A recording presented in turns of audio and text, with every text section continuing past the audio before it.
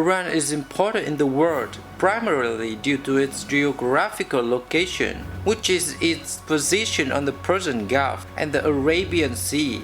In modern times, the Persian Gulf and the control of the Strait of Hormuz has been a key point in the global shipment of oil. Around one-fifth of the world's oil moves through the strait. This includes most of the oil from Organization of Petroleum exporting countries, Saudi Arabia, Iran, the UAE, and Kuwait. Now we are talking about oil because of its importance to industrialized nations. Oil has become the world's most important source of energy since the mid-1950s. Its products underpin modern society, mainly supplying energy to power industry, heat homes, and provide fuel for vehicles and planes to carry goods and people all over the world. Of course, Americans are smart enough to see this substance as a treasure. Therefore, in 1973, President Nixon asked King Faisal of Saudi Arabia to accept only US dollars as payment for oil. In exchange, Nixon pledged to protect Saudi Arabian oil fields from the Soviet Union and other interested nations, such as Iran and Iraq. By 1975, all of the members of OPEC agreed to sell their oil in only US dollars. Every oil importing nation in the world started saving their surplus in US dollars, and it was the start of something great for the US. The US dollar was the only currency to buy and sell oil. Any other country which would like to buy oil must possess dollars.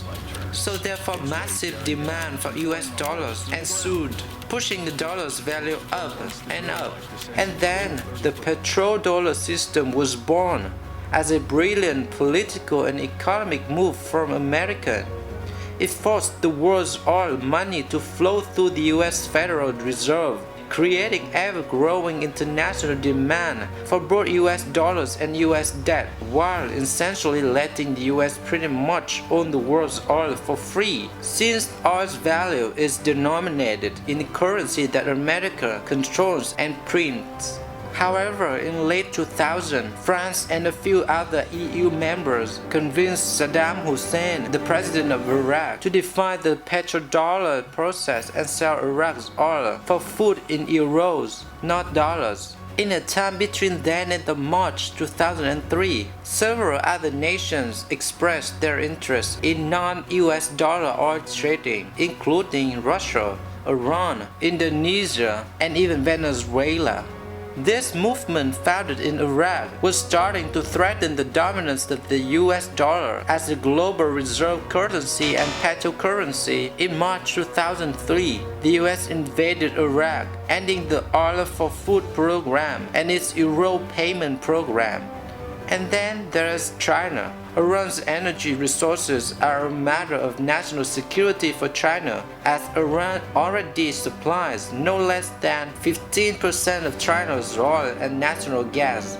With all this knowledge in hand, it starts to seem pretty reasonable that the real reason tensions are mounting in the Persian Gulf is because the United States is desperate to try to stop this movement away from petrodollars. The shift is being spearheaded by Iran and backed by India, China, and Russia. That is undoubtedly enough to make Washington anxious to seek out an excuse to topple the regime in Iran. Now let's go back to the place where the conflict between Iran and the US was really deepened, the Strait of Hormuz. This is the location of the Strait of Hormuz. The strait is a narrow body of water connecting the Persian Gulf and the Gulf of Oman. One-fifth of the world's oil is shipped through the Strait of Hormuz. As the bordering states, Iran and Oman have sovereignty over the water in the strait. But all other states have navigation rights, which means they can move freely through the shipping lanes without interference from either Iran or Oman. And it's this free flow of shipping that is the primary concern as the relationship between the US and Iran becomes more fraught.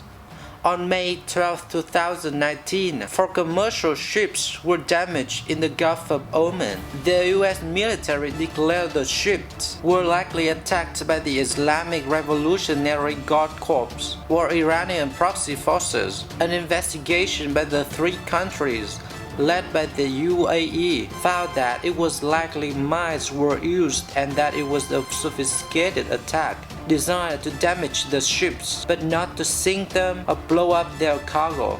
On June 13th, 2 commercial tankers were attacked within an hour of each other. Crew on one of the ships claimed to have seen a torpedo before an explosion, and U.S. military released drone footage which appears to show IRGC ships removing unexploded mines from the other ship later on the same day. U.S. Secretary of State Mike Pompeo blamed Iran for the attacks on the same day. But Iran rejected any claim it was responsible and told the UN that it believed the attack were false flag operations designed to increase US presence in the region. On June 20th, the IRGC shot down a US surveillance drone, which it claims was in its territorial waters. But the US claims that its drone was outside of Iranian territory. In a response to that incident, President Trump claimed to have approved a military strike as retribution, but then withdrawn the order 10 minutes before the strike. But the deadliest confrontation between the two countries in the strait was in July 1988, when an American warship shot down an Iranian passenger jet with 2 surface-to-air missiles, killing all 290 people aboard, including 66 children. The Americans said the crew mistook the plane for a fighter jet.